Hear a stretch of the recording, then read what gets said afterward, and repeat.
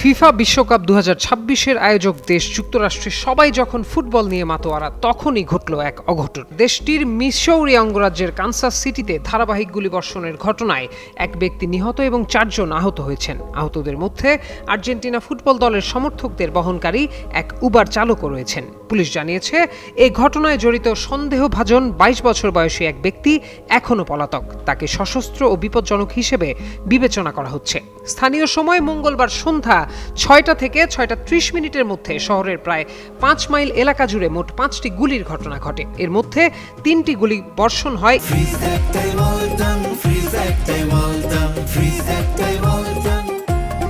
Interstate 70 ও interstate 670 মহাসড়কে।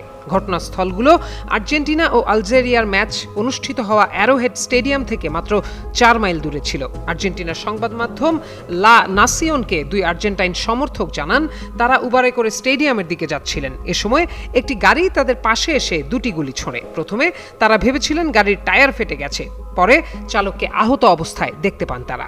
ঘটনার পর তাদের পুলিশ স্টেশনে নিয়ে গিয়ে জবানবন্দি নেওয়া হয়। পরে পুলিশ সদস্যরা টহল গাড়িতে করে তাদের স্টেডিয়ামে পৌঁছে দেন। পুলিশের তথ্য অনুযায়ী বাকি ঘটনাগুলো শহরের প্রধান সড়ক ট্রুম্যান রোডে ঘটে। এই ঘটনায় 3 জন প্রাপ্তবয়স্ক এবং এক কিশোর আহত হন। সবাইকে হাসপাতালে ভর্তি করা হয়েছে। আহতদের মধ্যে একজন প্রাপ্তবয়স্কের অবস্থা আশঙ্কাজনক বলে জানিয়েছে পুলিশ। পুলিশ কর্মকর্তা জ্যাকব বেকিনা জানান, সব ভুক্তভোগী বলেছেন যে তারা মহাসড়ক বা সড়কে গাড়ি চালানোর সময় তাদের গাড়ির দিকে গুলি ছোড়া হয়েছিল। তদন্তকারীদের ধারণা, প্রাণহানি বিহীন গুলিবর্ষণের ঘটনাগুলো অল্প সময়ের ব্যবধানে এবং একই সন্দেহভাজনের মাধ্যমে ঘটানো হয়েছে।